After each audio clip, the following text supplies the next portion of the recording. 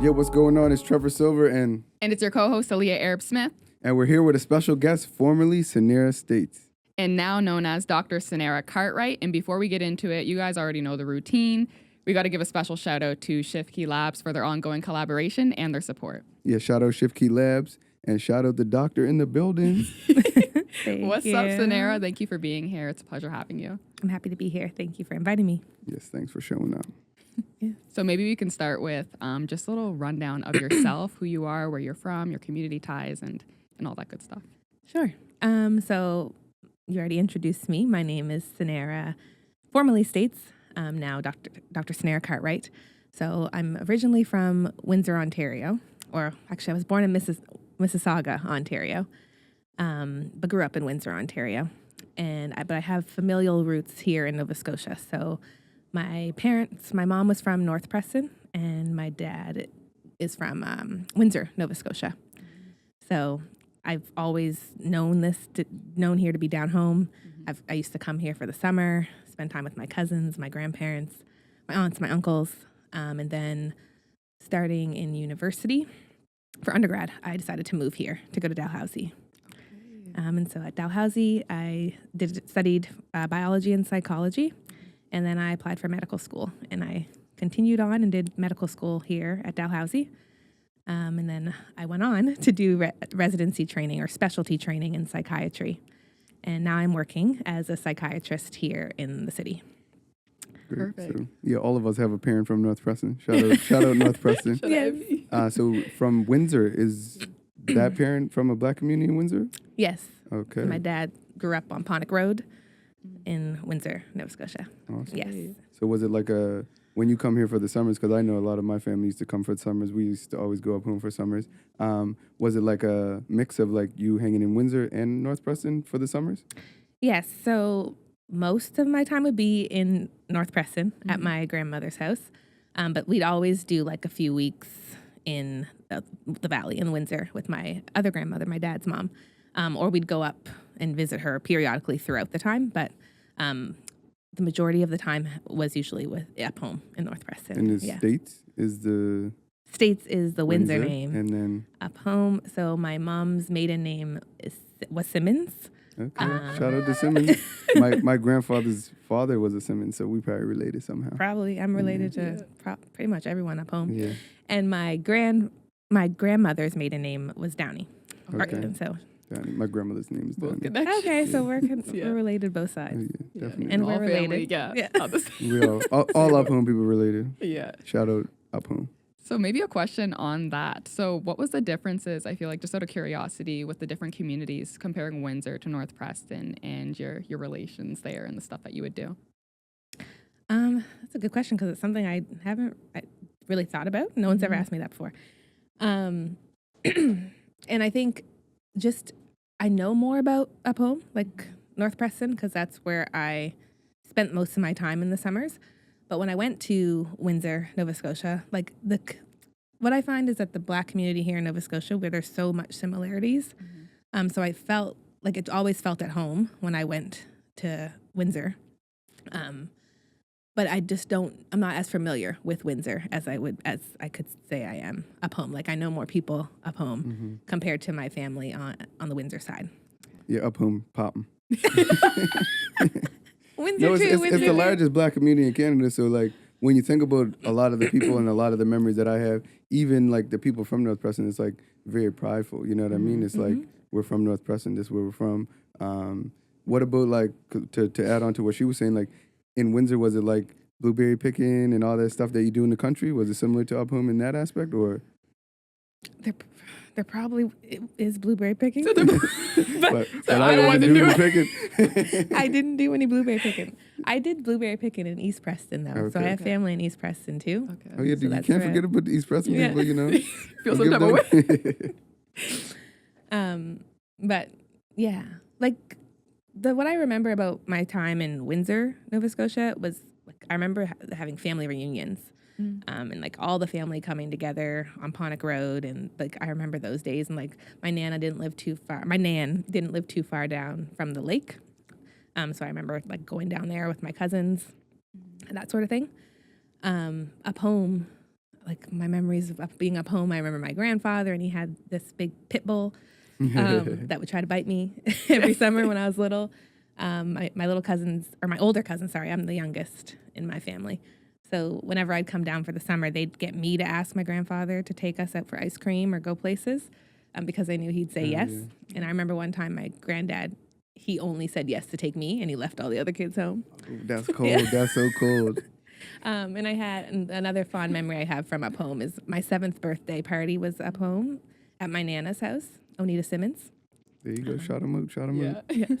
She, rest in peace. Yeah. She passed away. But I remember having a big party on their huge lawn. And so, yeah, I have lots of fond memories of being up home. Mm-hmm. And I still, like, now one of my cousins lives in my Nana's house now with his wife. So we still go up there, and we still try to keep those family traditions alive. Like, we'll continue to get together on the big holidays like Christmas and Thanksgiving, Easter, Mother's Day, Father's Day, that sort of thing. Yeah, that's a blessing because, family, like, this podcast is about community and family. So, like, maybe you can dive in more on that. So, like, you keep the family traditions, you stay in touch with your family. Maybe what are some of the inspirations that came from your family for you to choose your career path? That's a really good question. So there's so many people in my family that have inspired me. I think I'll start with my grandfather. He was an entrepreneur, and he built all that our family has from very little, and just like the way that he has like a quiet confidence. If I described him growing up, he was a man of few words, but you always knew that he had things under control. Yeah. And I just remember just feeling so calm with him in his presence, and comforted by him. And then my Nana, she was kind of like the matriarch of the family. She always could make you laugh if you were upset, sad, going through hard times. Like, she was the one who you'd reach out to, or you don't have to reach out to her. She's calling you every day to give you those laughs. Love it. Yeah. And she had the best cooking, breakfast, fried bologna, pancakes, and then her biscuits. Everyone gets used to get her biscuits at the weddings and things like that. She'd be making those. So just her constant support, like never ending support and belief in me. That's something that I'll always carry with me. And then my parents were hardworking people. My dad, none of them went to university, but both of them worked really hard. So my dad was a salesman. He sold televisions and audio equipment for a living.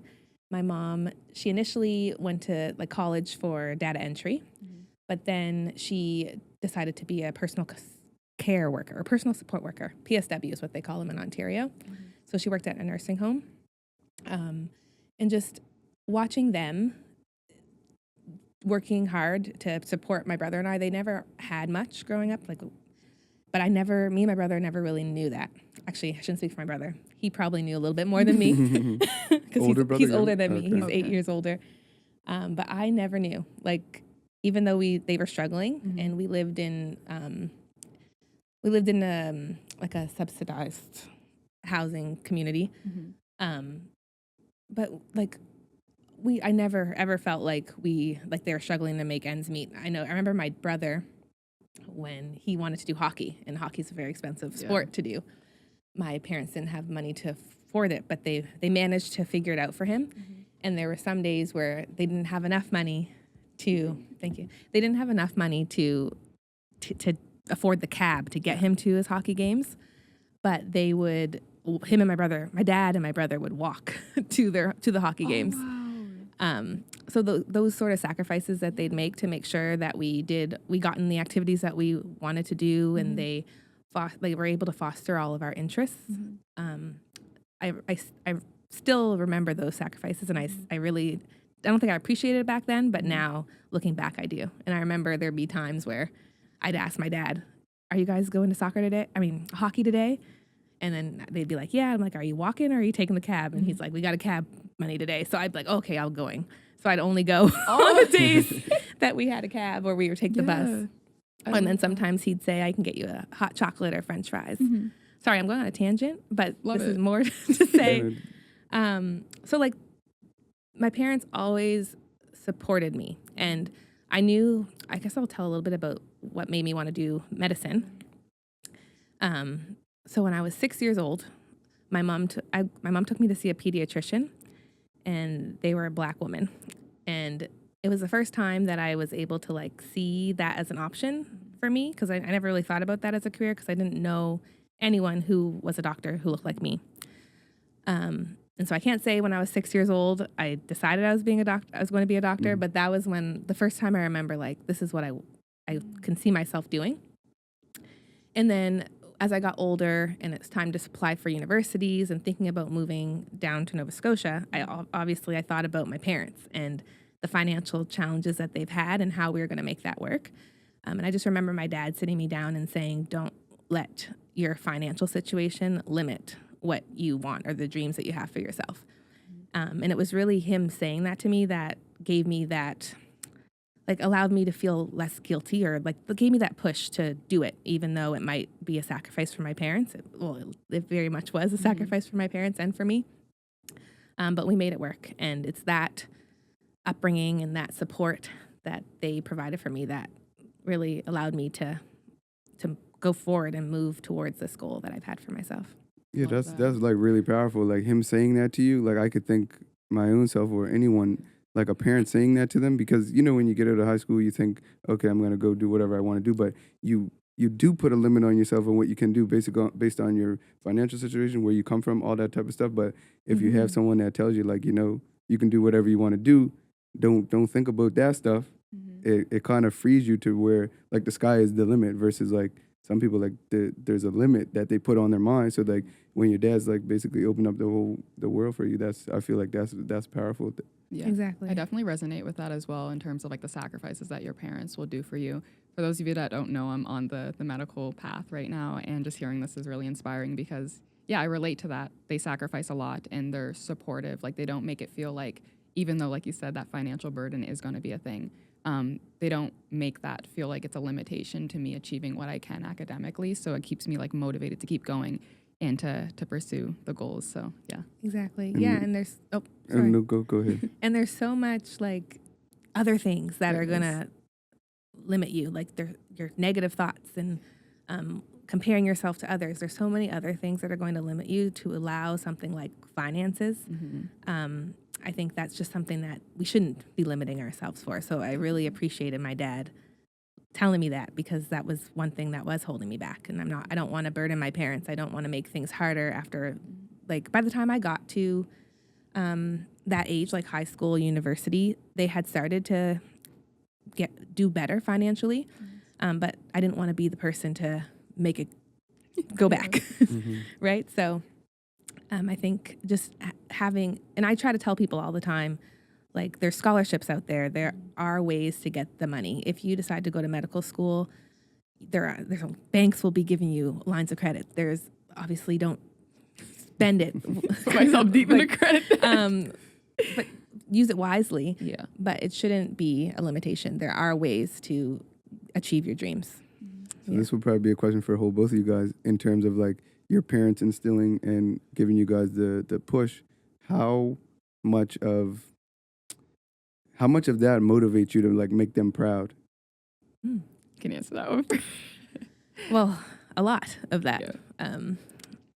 Yeah, it's like I'll speak a little bit about with my mom. So my mom, she's no longer with us either. She passed away when I was in. Thank you. She passed away when I was in my first year of residency. And so she became unwell. She got diagnosed with cancer when I was in my third year of medical school. So that was really hard for me, like watching my mom like lose her ability to walk, and she was struggling. There was times during my med school where she was on life support. My brother and I were because we grew up in Windsor, my parents were still living in Windsor initially, and then eventually we got them to move here for the last few years of my mom's life. But so my brother and I would drive back and forth from Halifax to Windsor, Ontario to see my mom because she was on life support and she was in and out of the hospital. And I just was at that time thinking, like, should I be continuing with medical school? Should I take a break and be there with my mom? And my mom, she was on life support at this time, so she was hooked up to machines. And she heard that I was thinking about taking a break from medical school. And she told me over the phone, she was like, don't worry about me, just study. And that was again, my parents giving me permission to keep going towards my goals. And so for the longest time, I just wanted my mom to see me graduate. Yeah. I don't want to be emotional, but Okay. I know. I wanted her to see me graduate and walk across the stage and get my degree for being to be a doctor. And she was able to. So she came off of life support, and I kept going through medical school, and I finished. And she was there at my graduation, and she was walking because she had a type of cancer where there was a tumor on her spine, which affected her ability to walk. But at the time, at my graduation, she was able, through physio and her amazing medical doctor, she was able to walk there too. So she was dancing on my graduation. She was dancing the day I matched to residency of my dreams, which was at Dal in psychiatry. So yeah, your question, I'm answering in a long roundabout way, but making my parents proud and like just letting them see the fruit of their labor and the sacrifice has always been my motivation. And so it's huge. God rest your mother's soul. That's a beautiful story. And Thank like you. it's a testament of the power of like motivation, encouragement from your parents. I can't think of the word, but it's like they basically gave you the permission of like, your dad's like, you can do this. No, sky's the limit. There's no sky is no limit. And then your mom's like, even on her deathbed, is like, you don't need to spend the time with me. Go do what you set out to do. And I mean, for you, it's probably like that. That's such a, like, how fulfilled did you feel like when? Oh, that day was very emotional. I cried on my graduation day. Just like, and oh gosh, like I knew I was going to cry. But like, so when I heard called my name on the stage, I remember I just started dancing. And like, I have videos now, and I don't even remember why I was doing that. If you ever see the video, don't know why my hands were in the air. I'm like, sorry. Roll the clip. Cinera Jane States.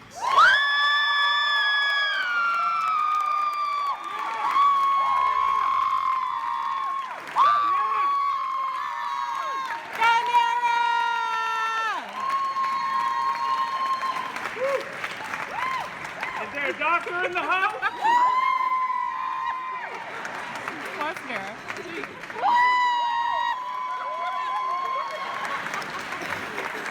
she go to Black Nova? I can't even put to words what it felt like, but it was very emotional, very just an amazing day. And if you ask my dad this though, like my dad would never, like people would always say, oh, you should be really proud. You must be so proud of your daughter and your son, my brother. He's an RCMP officer. And my dad would always say like, no, you'd have to get him on podcast. He does like this stuff. So you might. Let's put him on the list. He would be able to explain it better than me, but he always would say, he doesn't want to feel proud of what we've accomplished. Like he doesn't want to take the credit. I guess he'd say to people like, this is what they did. And I can't even put it to words how he wouldn't phrase it. But he doesn't like to say that he's proud. He's just, I don't even know the words, but it makes sense. So I feel like what you're getting at with that. Yeah. And I have another question on that as well. That's a beautiful story, just an FYI. I'm just really resonating with that and that motivation for you to keep going and getting that permission from your parents to pursue your dreams. And also it sounds like, so they didn't go to university as well. So you were like a non-traditional, not non-traditional, what's the word? First generation. That's the word. I always mess those words up, guys. First generation student that was going into med school. So maybe just like walking us through that experience of your first 3 years. I think that you had mentioned your 4 years, obviously, of the full undergrad and 4 years of med school. And how many years of residency did you do for psychiatry, actually? So for residency, for psychiatry, it's 5 years. Okay. Depending on the specialty you choose, it can range from 2 to 5 years. Okay. And then if you do even more specialty training beyond that, it can be upward, like more years. Yeah. Nice. Yeah. So yeah, just walking us through your path of like how your journey was like navigating it. MCATs is something I'm currently preparing for, but everything that So it was, I guess it was a shock, I would say. Like when I got, like it wasn't a shock to move to Nova Scotia because I already knew what it was like to be down here. I'd come for the summers, and I was living with family. Like I came and moved in with family. So I lived with Aunt Juliet in East Preston, Uncle Rodney. Shout out there you go. Shout out. big shout out. And then later on, I lived with my Nana up home. And then, so anyway, it wasn't a shock moving to Nova Scotia, but going to Dal, being on campus, and you're now immersed into this huge environment with all these different people from all over the world. And you can easily get lost there and lose yourself there even if you don't connect yourself with the right people. And so I credit the Black Student Advising Center at Dalhousie, BSAC, yes. That's right. Shout out BSAC, shout out Ronky. Shout out the new folks in there, Guy Lee and Matthew. Yes. For providing a space or a safe space to like kind of anchor myself as I navigated through university. I remember my first day being there and trying to find your classes when you're it was first year chem, and I was trying to find my class, and I asked somebody if they could help me. I showed them this is when they used to print off your syllabus, your timetables or whatever, but now you'd probably get on your phone. Yeah, I have the screenshot of the wallpaper. I'm looking like that. And I was showing them my paper, and they were like not helping me. And then I get into the classroom, and that same boy I asked is sitting in the chemistry class. Oh, wow. So I got to the class. I did great in the class, but anyway. Shame on him. Shame on you. But that's an example of how I just felt alone and lost initially. But having the BSAC and having people who look like me, a group of really positive group of friends, I'll shout out them too. They know who they are. Who were like-minded. They had goals, educational goals for themselves, and we'd study together, spend a lot of time in the Killam. So I think it really was about aligning myself with the right people. And then I also want to credit Imhotep's Legacy Academy. Yes. Because that's another place where I really it added more to my motivation to do medicine. So Imhotep's Legacy Academy, for those who don't know, is a science and math enrichment program affiliated with Dal. And it's aimed to increase representation of Black and African Nova Scotian youth in this field, STEM fields, so science, technology, engineering, and math. And what we did was we would go out to the schools once a week, and we'd do science and math activities with them. And through that work, I really got to know kind of the challenges that African Nova Scotian Black youth face here in Nova Scotia. So I went to elementary school in Ontario. So there were some differences between Ontario and here. Also similarities, but I learned about like IPP, for example, individualized program plans, and finding through conversations with the youth, finding out that some of these youth were on individualized program plans and didn't know the implications of being on those. Being able to advocate for those youth and speak with their parents to make sure that they're aware of what that could mean for their child and their educational. For later on, because the IPP, you get on IPP, you graduate high school, then you can't really do much. You got to be a laborer or whatever, because if you try to go to university, then you don't have the skill set, or you don't have the tools required to achieve in university, and they don't have IPP really in university unless you have a disability or something. Then they can provide accommodation, but you can't really accommodate if your whole school, what do you call it, K to 12, if you didn't get the tools that you needed, exactly, to achieve. Yeah.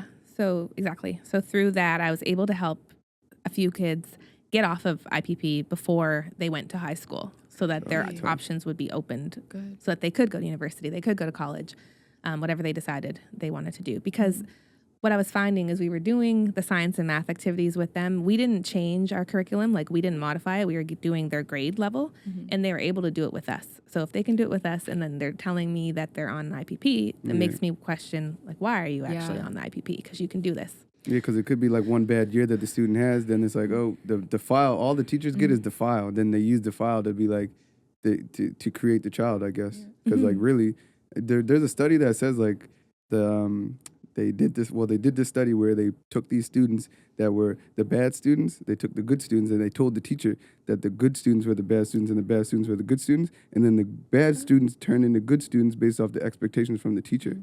Wow. And I was like, damn, that's wild, because it's what you expect from a person. That's usually what they're going to give you. So like if I expect someone to be bad, then they act up, then it's like, oh, that's who they are. That's what they're going to be. I'm going to treat them like they're bad. And then they become even worse. Exactly. And the flip side is when you treat someone with respect, love, kindness, you pour into them, then they can grow and they could be good. Exactly. And it's like the teaching style as well. I feel like another impact, because if you're able to engage these students and teach them the science, math, all the technology and stuff, but the current curriculum or whatever school they're going to can't, and they put them on an IPP, it also speaks to that teaching ability and seeing like how engaging you are with that student and whether or not you even want them to be receptive to the learning. So I'm glad that you were able to do that and help change the trajectory And then of their even life. the thing that I'm thinking about when you did go to those schools and you did touch base with those kids is like when you kind of seen like African Nova Scotians versus folks that aren't from Nova Scotia. Did you see a big trend, like a big difference from those folks, or? You mean with the kids? Yes. Yeah, so what I did notice that I felt like even you mentioned expectations. So I did notice, and I don't know if this is accurate, but this is what I noticed, observed, that the expectations of African Nova Scotian kids did appear to be lower than the expectations of Black kids who came from other countries. And I don't know what we can brainstorm on what those factors might be. And I think part of that might be because of the communities that some of these African Nova Scotian kids come from and the negative stigma that these communities have and shouldn't have. And so I did notice that. And also I noticed that and you spoke about the expectations of teachers and the way that teachers treat kids and how that might manifest in the child, like a self-fulfilling prophecy in a way. Like the child starts to believe what other people believe about them and think that they can't do these things. So I did notice that with the African Nova Scotian youth that I was working with, to the point where I remember, I'll never forget this one time, one of the kids, I was telling them about how I wanted to be a doctor and that I'm going to do med school. I was still an undergrad at that time. And one of the kids said to me, that's all great for you, Cinera, but I couldn't do that. Like, you're not like that. You're not like us. And so I had a conversation with the kid, like, what did they mean by that? And I wanted to make it really imperative that I told them and let them know that there's nothing like extraordinary or like uniquely special. I mean, I guess everyone is uniquely special, but there's nothing that I have or I have no special abilities that other people don't also possess and that other people can't also achieve. Like there's nothing, like the thing that is really going to set you apart and the thing that's going to get you to achieving your goals is believing in yourself. That's big, really, really big, but also working hard and being determined and discipline, like sticking to your goals. And anyone can have that. So that was the biggest thing I noticed, I think. And I also noticed with the African Nova Scotian mentors versus the mentors, so these are Black university students at Dal who came from the Caribbean or the continent of Africa, other places, they also made comments about, so people that were not from Nova Scotia, about how come these kids won't take advantage of this opportunity, like Imhotep's Legacy Academy. We're coming here every week. There's scholarships involved. Like, why are they not showing up every week when there are other kids? They do their homework. They're always here. So there was some education that needed to be done even for Black people who weren't from here, just to talk about the history and the barriers that these kids, the African Nova Scotians, face. in our education system. And I find that from my own self. We talk about this all the time, and it's like when we're coming from communities that were here for like, I don't know, 400 years, and the generational traumas, the lack of educational opportunities, because it's like when you think about the trickle down thing, it's like education can come from your great grandparents. Like if I had great grandparents that went to university and I go to university, that's so much education compounded on each other. Versus like if your grandparents weren't even allowed to go to university, like for us right now, we know that it's a blessing that we're able to go to university and we're going to pass it down to our kids and stuff like that because we have that value. But it's hard to get those values instilled in us because our parents never went to school. Like even for my dad, he's like, oh, go to university, do this and do that. I went to university on my own, but they don't really understand like the implications of what you have to do to go to university, like the feeling of like you're alone, you know what I mean? Imposter. All those little things that you have to battle with. And then it's like, do I even get to enjoy my life as much as everyone else because I'm going to try to fit into this place and go to university and do, you know what I mean? It's a lot of like mind stuff for us to battle and then to do that versus like some of my friends that come from Africa or the Caribbean where their great-grandparents went to university in them places because they didn't have, oh, you're not allowed, you know what I mean? They were allowed, so then they come here and they have those values, those principles, so that when they go to university, they just think like, this is what we're supposed to be doing. For us here, it's like, I can't even think of no one that went to university when I was younger. Like, who did I have to look up to be like, oh, I want to go to university. What's it going to do for me? Oh, I'm going to go spend money to learn? I don't even want to be in school now. So, like, why would I do that? You know, it's hard to make sense of things that don't make sense to us as a young person. But as you get older, like, for us, like, we can be testament or we can instill that in someone else, the importance of school. But then it's still, you know what I mean? The argument of the kid's going to be like, bro, I'm not doing that. Right. It's like an expectation for them, for the people, Black people who come from the Caribbean or Africa. It's expected for them to go to university and become doctors and lawyers or whatever. That like, it's expected for them to do that. Whereas I don't know that expectation is the same for kids from here. And I think for us now with our generation, it's the expectation is coming more so because I put it on any kid I talk to, like, what are you doing when you're done high school? And I feel like if you don't instill that in like elementary early on, them kids, they get to junior high and high school and it's just like, why would I do that? Yeah. You know? And that's another thing too, I feel like, is reaching out to kids early on as well. Because we have a lot of initiatives where they'll reach out with high schools and stuff like that. But like, I feel like people underestimate the importance of like reaching out to like younger groups and being like, what are you going to do? What do you hope to do? And maybe even also saying that you don't need to know what you want to do, but just motivating them to want to have something after that high school journey is very That's important. so important because like for me, like my story, it was Dr. Bury, that's her name, the Black pediatrician that I met. My mom took me to when I was 6. Wow. And Remember, you're 6 years old, right? Oh, well, the story goes on with her because I got to meet her again when I was in Ontario. So in my last year of medical school, I did an elective as part of medical school. I need to get to your question about medical school, but I did an elective in medical school. I did it in Ontario so I could be with my mom because she was unwell at the time. So I was staying with my mom and dad. And so my mom actually reached out to Dr. Bury because she was still practicing in Windsor. And she's like, my daughter's here. Do you remember her? And she's like, yeah, of course I remember her. And so I got to go and see her at her practice, at her clinic. And I told her about like how she inspired me. Like it was the first time that I actually got to tell her that she was the reason that I'm, one of the very big reasons that I did medical school. And then she told me that she graduated from Dalhousie Medical School. So she also graduated. Full circle. The ripple effect. Yeah. Wow. So yeah. So, and I still have her contact information. She actually visited Nova Scotia a few years ago for a conference, and she reached out to me, and we got together at the waterfront. That's awesome. Wow. So it just goes to show you that the connections you make with kids very young, they can be long lasting, and they make a huge impact. And so, like for her, like with her, she really did affect my life in a positive way. Yeah. Wow. Yeah. So you heard that. Any kids that you got that you can fill their cup up and you can push them and motivate them, take that opportunity every chance you get. Kids remember everything you say. They might not remember everything you say, but they remember a lot what you say, especially if it's genuine, comes from the heart, and you could push them and grow them.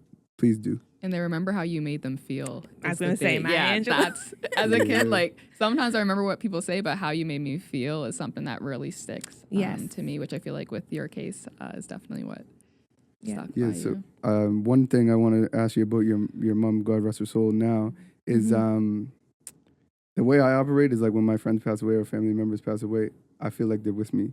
Mm-hmm. How do you feel like in terms of faith and with your mom now? Yeah, I do feel like she's with me. And I can just share a quick story about my son. So I have a he's 3 years old now. Okay, sweet. Right. Hey, time fly by. I didn't even know you had a kid. Yeah. Yeah, I just have a 3-year-old. Congrats. Thank you. Congratulations. And so my mom's name was Cinderella. She didn't like her name, so she changed it to Cindy. But family, like up home, everyone up home knows her as Cinderella. Yeah. And so I wanted to honor my mom because she didn't get to meet my son. So I wanted to honor her with naming him. And so his name is Prince. And then my mom passed away. The story will go somewhere. Then my mom passed away on May 27th. So the 27th of every month since her passing had always just been a horrible time for me. Like I would dread the end of the month coming. I would want to call in sick for work on those days, or I'd like purposefully take it off because I just knew it was going to be a hard time for me.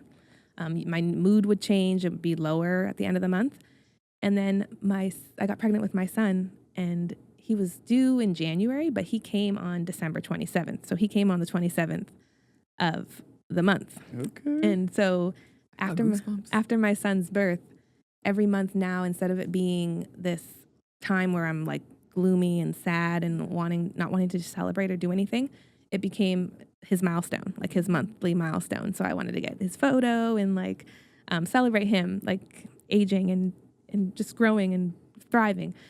So I've always just thought that was my mom's gift to me, is to give me him and to give me him on that day, on the 27th, because that's when she left.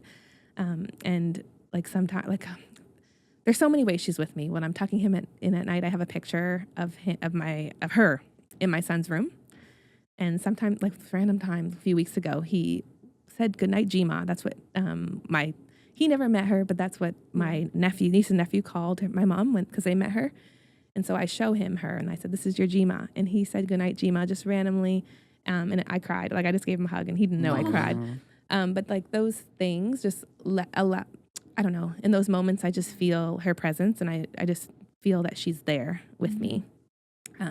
Because of course, it's hard. Like grief, it comes and goes. In the beginning, I just felt like, I don't even know. Like, I don't even remember. I never really shared my grief story before. But I just remember not really knowing what to do. Like, I didn't know. People would ask me how you're doing, and I didn't even want to say I'm like, you just you just automatically say, "I'm good, how are you?" Yeah. I didn't feel right saying that anymore. I would just say I'm fine, or I wouldn't say I'm fine. I'd say I'm okay. That's what I would always say. I didn't know how to even mention her. Like, it was just a really hard time. And like every holiday, my birthday, her birthday, Christmas, like everything just felt difficult. It still is hard, but there's a joy in it now too. Like I recently got married. I got married last year. Congratulations. Thank you. Yeah. And that was hard, like going through planning a wedding, picking out your dress, like all these things that as a young girl you think about doing with your mom and you see your friends doing with their mom. It's hard not to think like, oh, I wish she was here. I wish I could talk to her about this. And on your wedding day, like just having that time, that moment with your mom. Yeah. So it was still the happiest day of my life up to this point. But there's that like something missing. Like so I don't, and I guess my grief, to answer your question, I still am working through that. Like I don't think I'm fully through the grief process. And I don't know that I ever will be because my mom was everything to me. We were so close. We talked all the time. She was the person I called after my call shifts at work, after work. And I have people that I can call now, like but it's still, it's not It's not the same as when you can just talk to your mom. But my biggest advice for people who are going through grief is just to continue to remind yourself of the good memories and to see the light in the darkness that grief really brings to you. So like seeing my son that's the biggest light for me. The fact that he came on the 27th, the date that she was taken from me. So yeah, it's hard. And even just the way that she died also, like I won't go into it. Well, we can go in. I don't know. You can go into whatever You're you allowed feel. to go in. Yeah. Go in. Go in. Go for it. You in the rap booth. Go in. So the way that my mom died was traumatic for me because I'm a I was in medical school, or was I done? No, I was done. I was a doctor at that time, so I was in residency. And I was I was on a rotation in New Brunswick that month before she died. So that whole month, I could just tell that she was deteriorating, like she was losing more weight. And I'd come home every weekend to spend time with her. Like I'd spend the entire weekend with her. And I could just tell when I put lotion on her, I could feel tumors. I could feel things that weren't there before. It just seemed different. And at one point I emailed her doctor and I was like, I don't know what's going on because I don't go to the appointments, but something is not right. And then like towards the end of that rotation in New Brunswick, she got sick and went to the hospital. And they admitted her to hospital. So at that point I drove back to Halifax to be with her. And Sunday came and I was supposed to drive back to New Brunswick to start work on Monday. And again, my mom's telling me, don't worry about me, go to work. But something in me just said, no, I can't listen to you this time. I'm staying. And so I stayed and I told work that I'm not going to be able to come in the next day. And that same day, Sunday, my mom started getting short of breath and her breathing started to get like louder. And I just didn't think it felt right. And so I had my stethoscope on me. So I listened to her lungs and to me, it sounded like she had fluid on her lungs. And so I called I called the nurse and the nurse came and then they said, they don't know, they're not sure, but they'll call the doctor to talk to me. So the doctor came, they talked to me and they talked to my mom and they were wondering if it was anxiety because my mom she is an anxious person. She's never been diagnosed with an anxiety disorder, but she's anxious. And I was like, yeah, it could be anxiety. And I would feel anxious if my lungs were full of fluid too. Yeah. But I think there was more to it. And then I talked to the doctor. I said, look, I'm supposed to go back to work to residency tomorrow. I don't think my mom looks good. I had recently done a palliative care elective. Like I was just thinking maybe the way I'm seeing this is not lining up with how her medical team was seeing things. And the doctor was like, no, like there's a plan for your mom to get chemotherapy or like a new trial of chemotherapy the next day. And I was like, okay. So I tried to like stay positive. Yeah. But then the doctor was like, but you know what, let's just get some vitals done on your mom. Like, so she had asked the nurse to check her blood pressure and things like that. And she asked me and my dad to go out of the room at that point. So we went into like the waiting area. And then someone just runs into the room, the waiting area where me and dad are. And I don't remember it all great right now, now, but I remember her. I just know, like, once I seen her, I knew something was wrong. So I jumped up and I ran into the hall. And then I saw the whole, like, code team. And I know what's happening because I'm in medical school. I was in residency at that time. So I was like, I know that these people are running for my mom. She's coded. Her heart stopped. Like they're about to go do what they need to do to try to save her. And so I run into the room and I see them. Like my mom sees me. She turns and looks at me. She can't say anything, of course. And I can see she's scared. And they started doing like CPR or whatever they were doing. And then I just remember hearing someone, I don't even know who said it, but someone was like, you can't be her doctor or you're not her doctor, something like that. And I was like, I know I'm not her doctor. She's my mother. And then I ran off. It was a terrible experience. I've never talked to anyone about, I've talked to my family. Actually, I don't know if I've told the story. Yeah. I'm trying not to cry. Thank you for sharing this. Feel uncomfortable. Take your time. It's okay. So I don't think, this is why I say I don't think I'm fully like over how my mom died and her losing her. Mm-hmm. But I share this story because I know that there are people who have gone through similar, and they've lost the person. Oh my gosh. It's okay. It's okay. Do you have tissues? Oh, sorry. Take your time. Take your time. Oh gosh. They've lost the person who they were just like, I know there are people who have experienced this.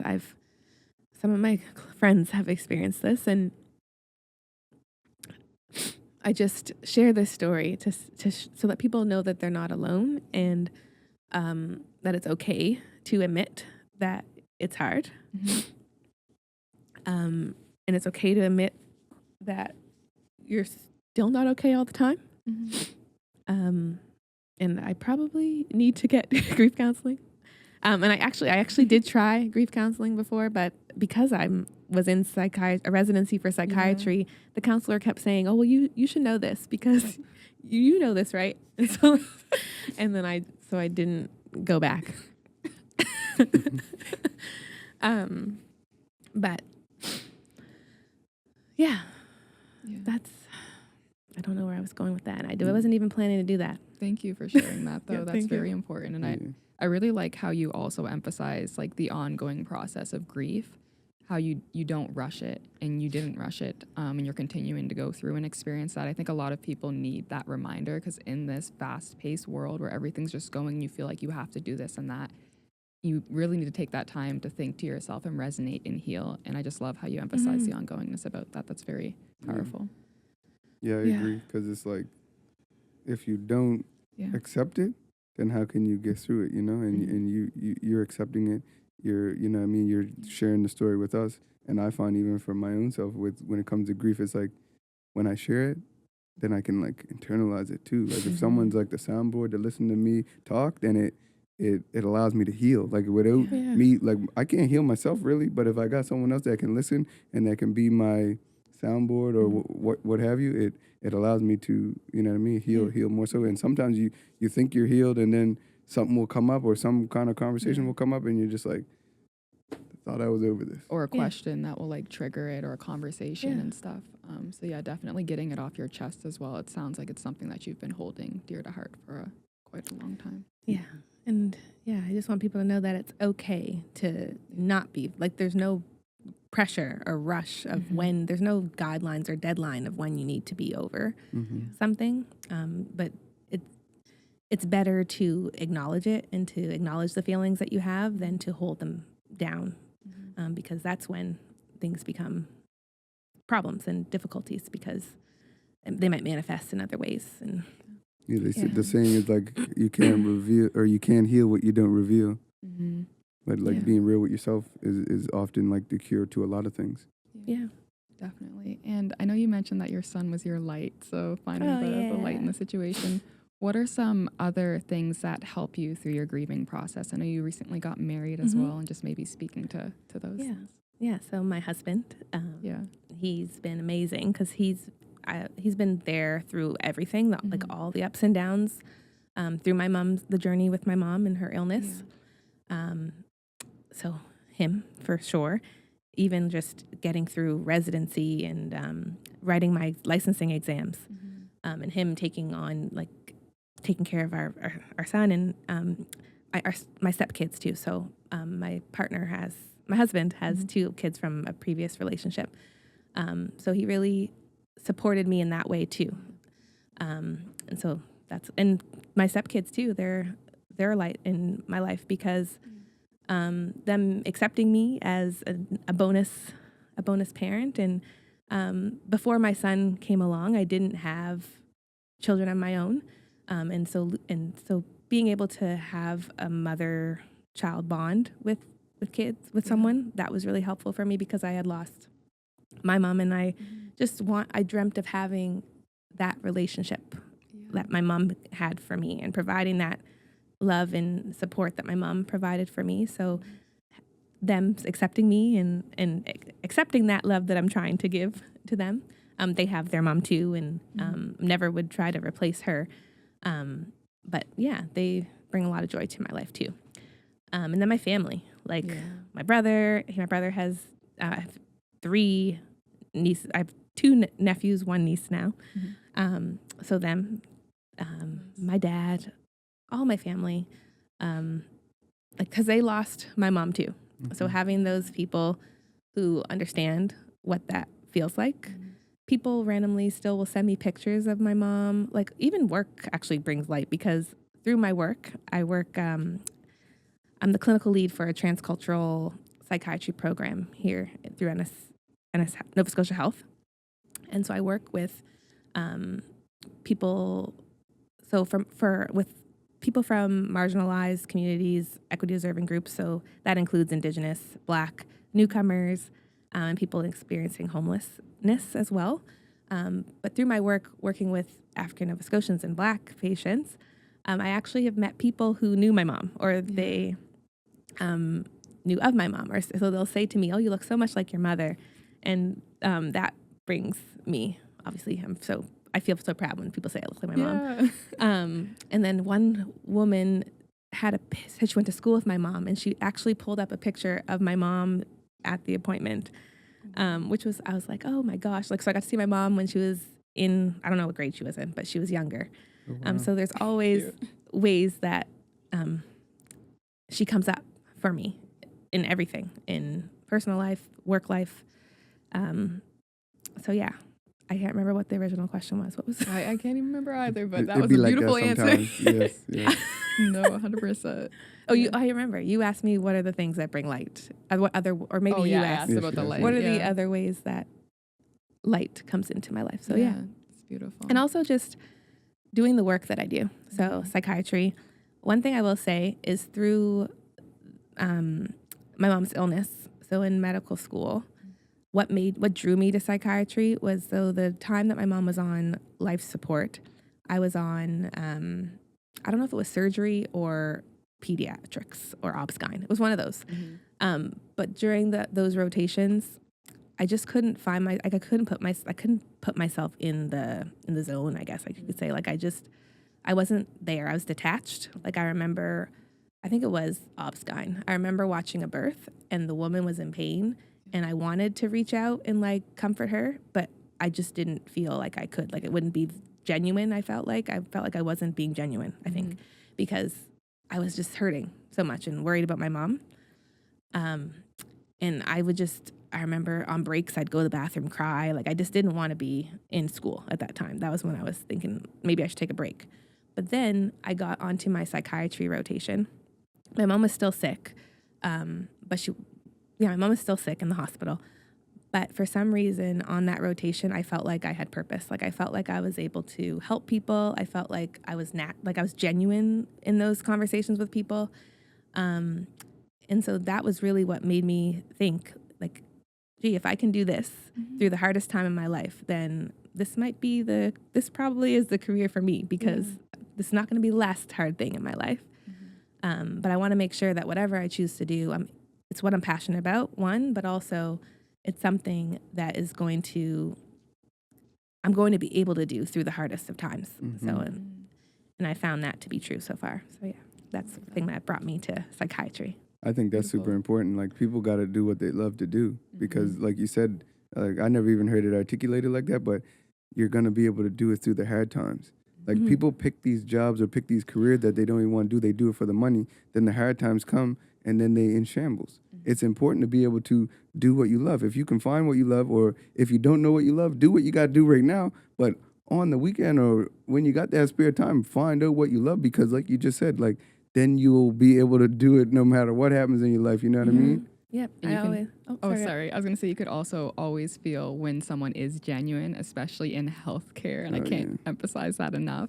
like you want to have people that really love their job, and even through those tough times, you can still feel that genuineness that they have a love for their career, and they have a love for the people that they're caring for. They're not just doing it for a dollar sign. So I just wanted to emphasize that, because that's one thing that's very important. Exactly. And I always, sorry. Sorry. We just having a great conversation, right? I always say passion is power, because it really truly has been my power. Like it's gotten me, it's allowed me to power through so much difficulty, so many challenges, because it's what I'm passionate about, and I don't want to ever let that go.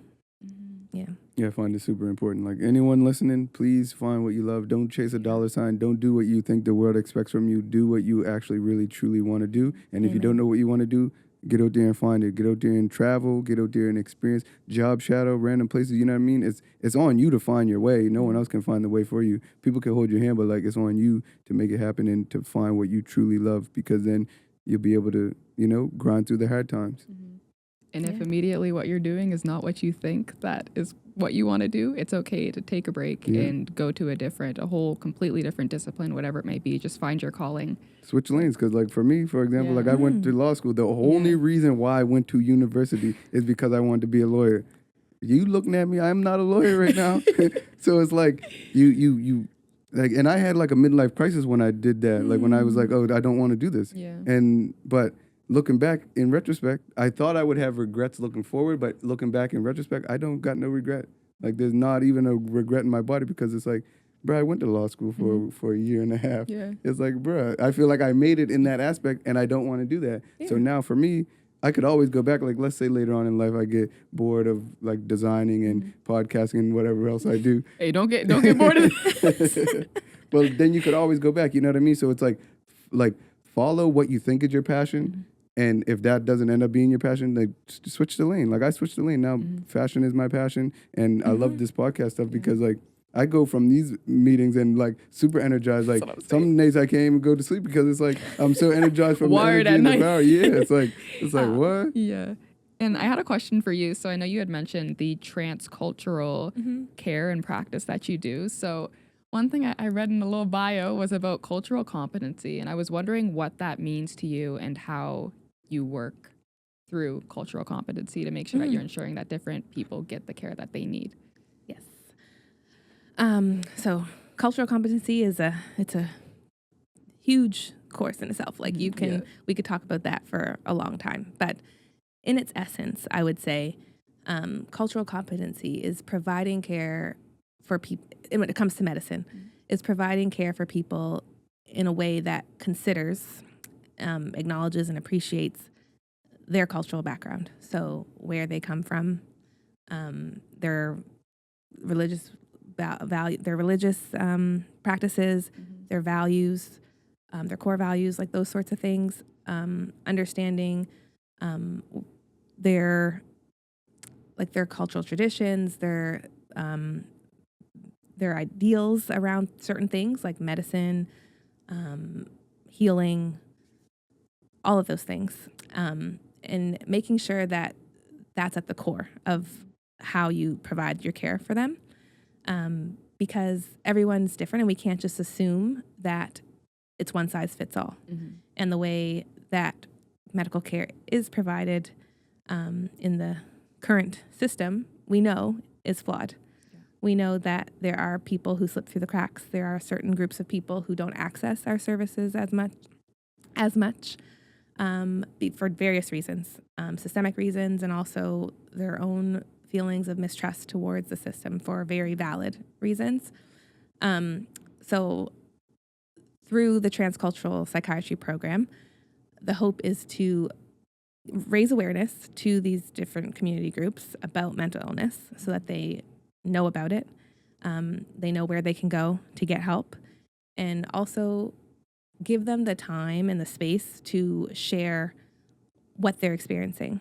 So their mental health challenges in the way that they want to share it, and not sticking to or not being confined to that 50-minute standard interview that that's what we learn in psychiatry. Like I'm examined on my ability to do a 50-minute standard interview and deduce their get their diagnosis and make a treatment plan based off that 50 minutes. But some people need more time than that. Most people need more time than that.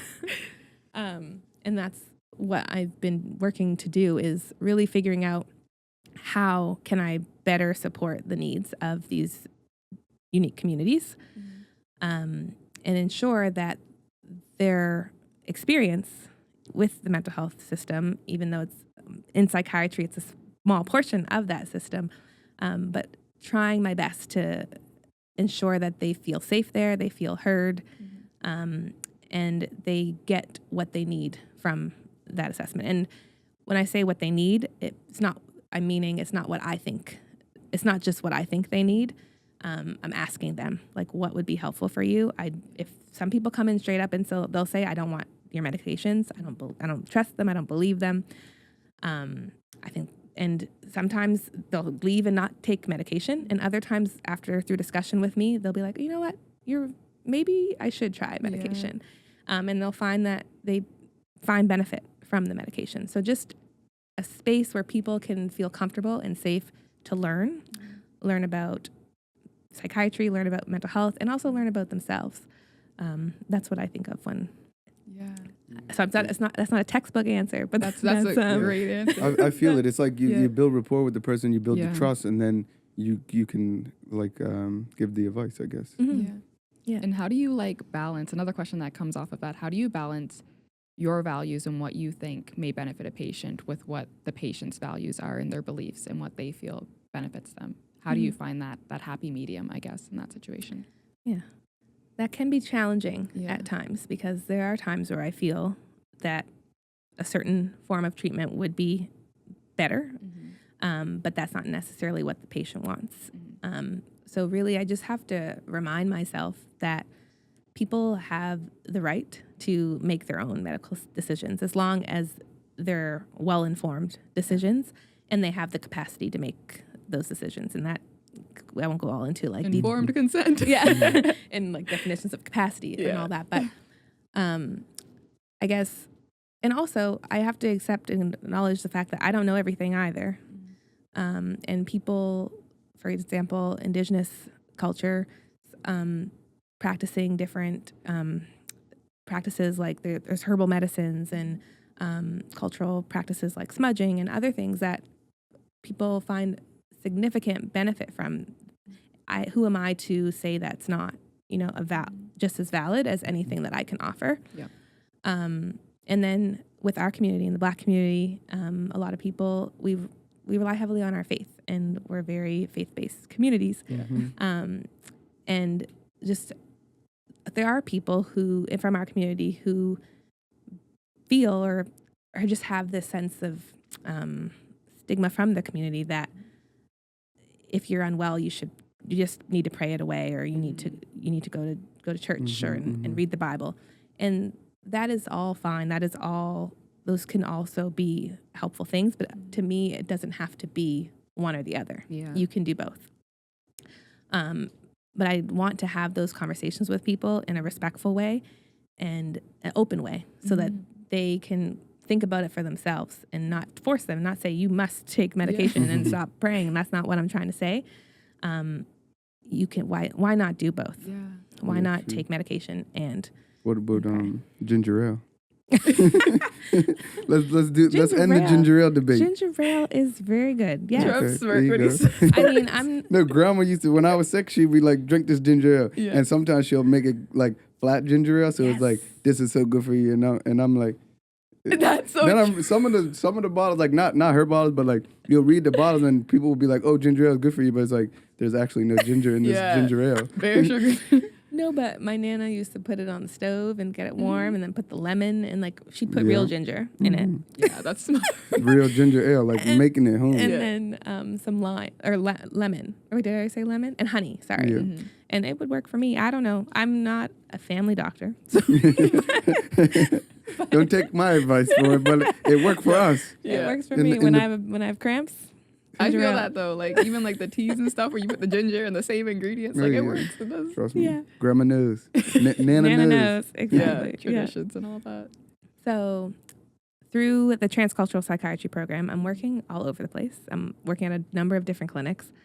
I mentioned some of the populations that I serve. So it's Indigenous community. So I work at the Mi'kmaq Native Friendship Center. Yeah. I work there. I also work at the Nova Scotia Brotherhood and Sisterhood. So I see Black men and women at those clinics. I work at the Newcomer Clinic. So seeing people that are new to Canada who've moved here for various reasons, such as being in war-torn countries, experience a lot of trauma. I also work with people who are experiencing homelessness, and I do that at the North End Clinic through MOSH, Mobile Outreach Street Health. And then I also work Big time. Wow. at Dartmouth and Cole Harbour Community Mental Health. Okay. So I work there seeing Black patients who are experiencing mental health difficulties.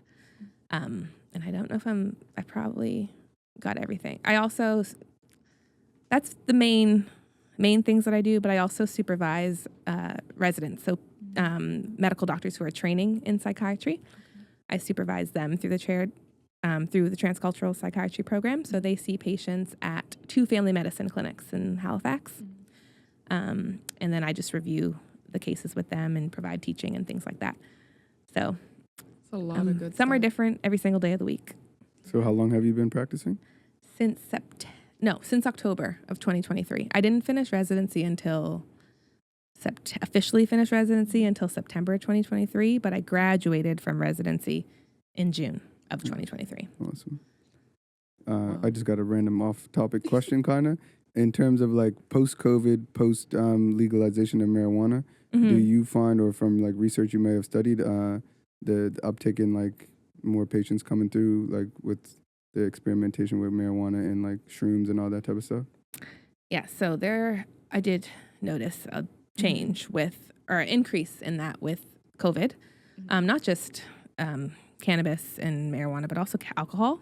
Okay. Because you're at home, there wasn't much going on. I seen them lineups. And the stores is open too. Yeah, like there wasn't much going on at home. Everyone's working from home, so it's easier to drink a glass of wine while you're working and doing your virtual work. So I did see an increase in alcohol use disorders. I haven't looked at any like numbers to say for sure, but I did see that for sure. Increase in anxiety. A lot of people, anxiety about COVID in general. You probably felt that too. Yeah. And then just anxiety about the state of our world, like financially, there was impacts financially. People had to stop working. Some people they lost their jobs through COVID. And then there's lots of grief because there's a lot of deaths in the communities. Our community, we had deaths because of COVID, and then grief was complicated also because you couldn't be with your loved ones. Oh, that's the worst. Yeah. That was the worst. Through COVID. So it's just, and then there's a lot. Yeah. So yeah, and I will say, since you also asked about the legalization of marijuana, cannabis, I have noticed there's more people who use it, or it might not be that more that use it, but more that say they use it. Openly.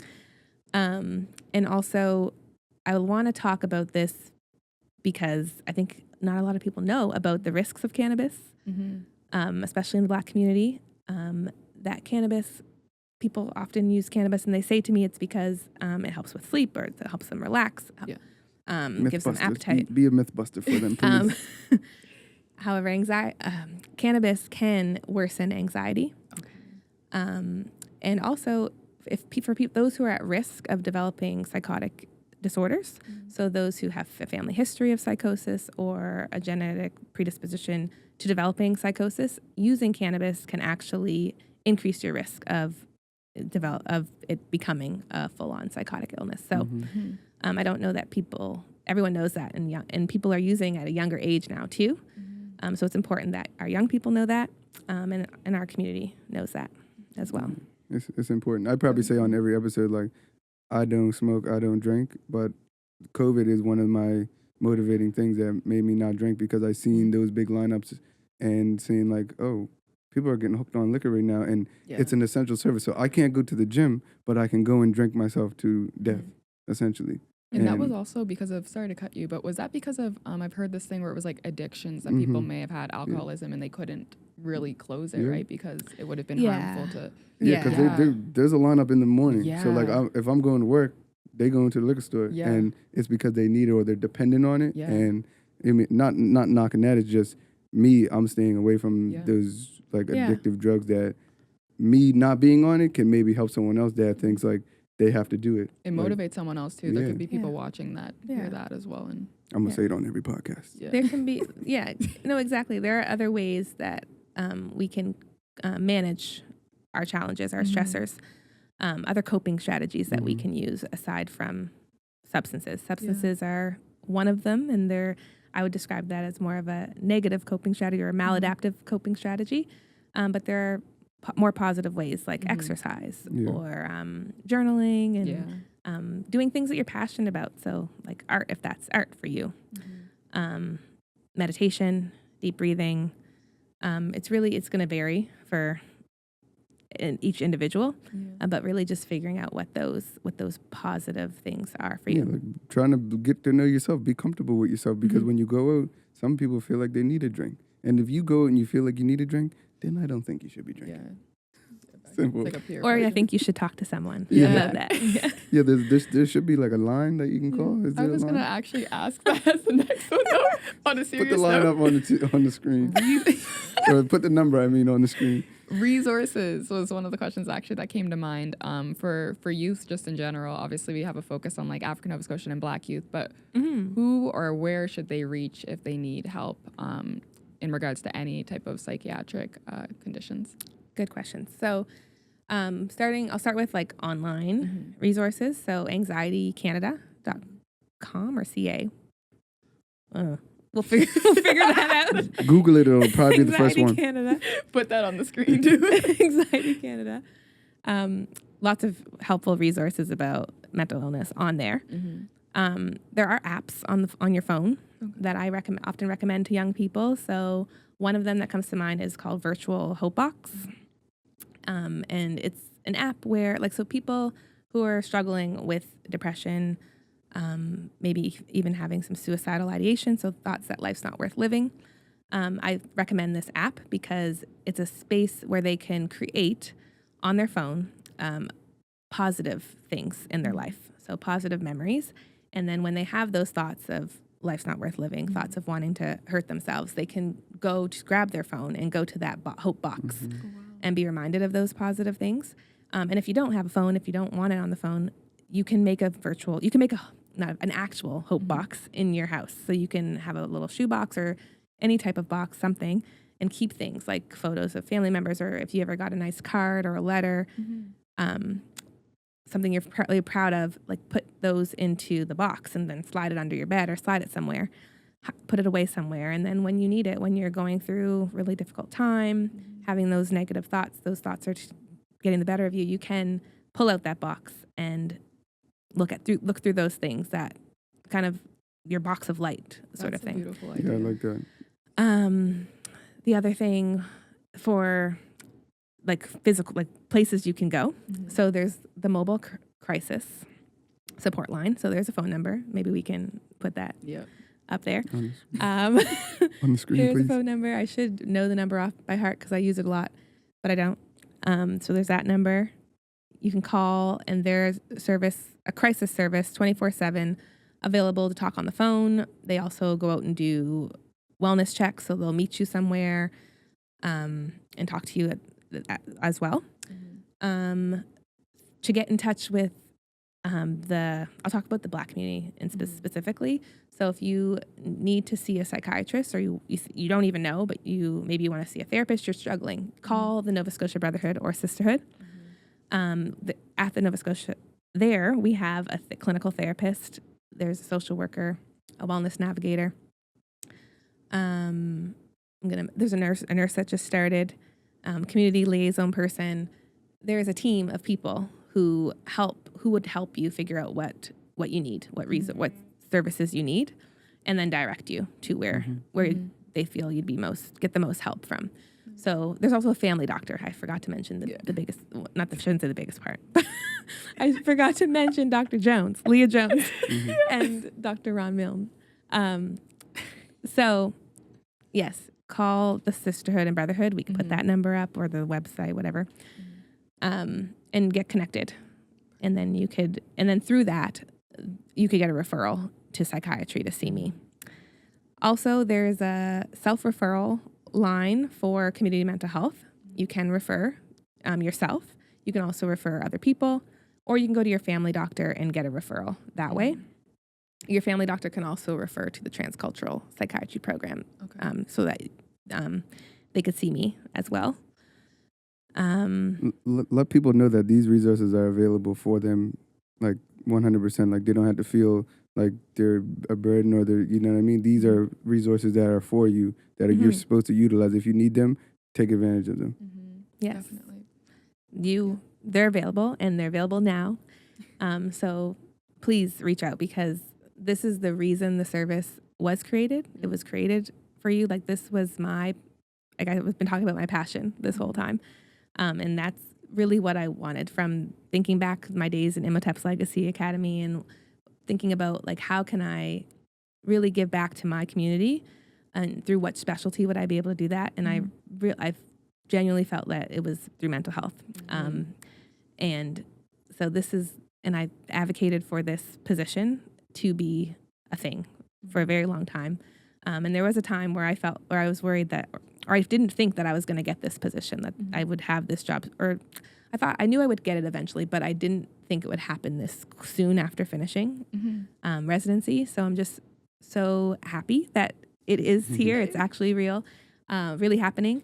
And I want to see people using the services, and also give feedback about the service, so that we can make it better, and so that we can grow the service even more.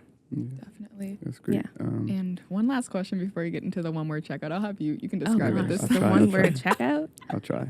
But before we even get into that, one last thing that I know is something that's prominent. I'm not sure if it's changed, but the stigma that's associated with mental health. Maybe just speaking to that, how to navigate that, how to not let that be a barrier to seeking the help that you may think that you need, or you might not even be aware that you may need. Yeah, I'll speak to that. Thank you for bringing that up, because that's really important. Like even thinking back to my Imhotep days, like working with the youth and talking with them. I remember one of the youth saying to me, like, I'm already Black. I don't want to add another negative stigma to me by going to get help for my mental illness. So there definitely is a negative stigma around mental illness. The thought that you probably have all heard, the thought that needing help, mental health help, psychiatric help, is a sign of weakness, or mental illness is a sign of weakness. And I try to just reiterate to people and make sure I let people know that it's actually it's a strength to be able to recognize and label your emotions. Those are skills that people need to be taught. So when you can do that, that should be seen as a strength and not a weakness. So the stigma is definitely a big thing, and it shouldn't be. Like, I want people to know that you can get help, and you should. You deserve the help, and there's so many things that you've experienced in your life that have led to the way that you feel now.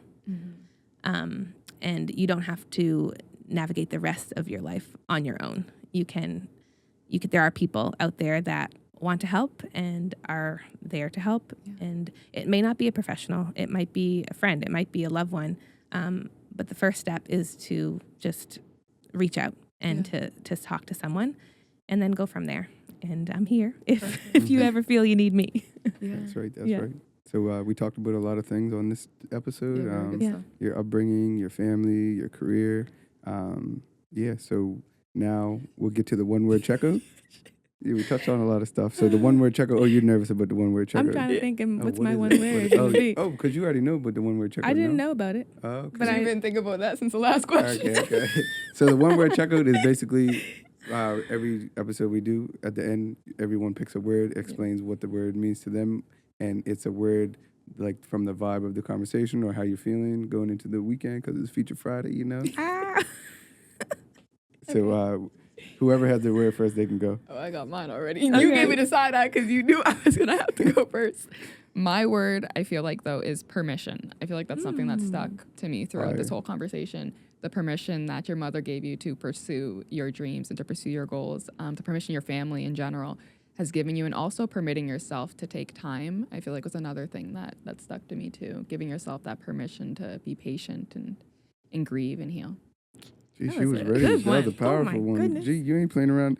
I'm over here trying to think of one. That is a good word. So you guys have a different word every time? Yeah. Yeah. From the Sometimes vibe, from we the might convo, recycle. something that you might have said, something that she might have said. Oh my gosh. You want to go first? Mine would be I'll say resilient. Like you showcase a lot of resiliency through your journey. The faith, wanting to make your mother proud. I really liked that, and I felt what you were saying, and just appreciate your resiliency. I'm gonna take it and use that, and Okay. I think my one word would be passion, and just pursuing whatever it is that you are most passionate about. Or I shouldn't say most passionate about, because you can be passionate about multiple things. And just the idea that your passion is your power. And so harnessing that and not being afraid to follow your passion. I love that. that's dope. What is it? Permission, passion, and resilience. Those are powerful. Those strong words. One-word checker. So everybody that's watching this right now, if you made it all the way to the very end, please leave your one-word checker, hashtag whatever it is, and we appreciate it. I'll be looking for this. And you already know what to do. Go like, comment, subscribe, follow, share. There's so many things. I can't even think of Wherever all that. you're at, watching this right now or listening to this, just engage. Yeah. Comment, share, and participate. We never said save the video before, so I think that's a new one. You could save the video as well. Text it to a friend. Yeah. Oh, yeah.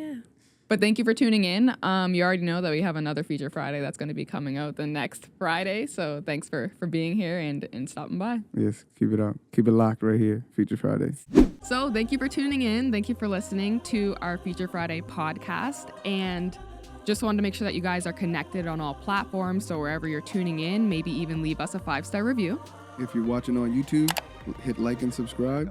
And on our social medias as well, you can follow us at ANS Lab or at African Nova Scotian Youth Lab as well on Facebook, Instagram, Twitter. We got the whole mumble jumble. It'll be in our link tree in our bio. Don't forget to enter our contest that we have in each episode. And the way to enter that contest will be sprinkled throughout our episodes, so make sure that you're listening and paying attention. Each episode may be different, but comment below wherever you are. And if you don't use social media and you're one of those people, you can even reach out to us by email at anslab@onenorthend.com. The details are in the episode description. And last but not least, we want to make sure that we get you guys connected to our resource, our network of resources, the Grapevine newsletters. So to get subscribed, you can check the link in our bio and subscribe yourself. But if you're not that tech savvy, you can also email us at anslab@onenorthend.com and we can get you hooked up. We'll see you on the next episode. See you next month. Let's get it. Feature Friday. Friday. What's your favorite thing about Fridays? That's a good question. The features.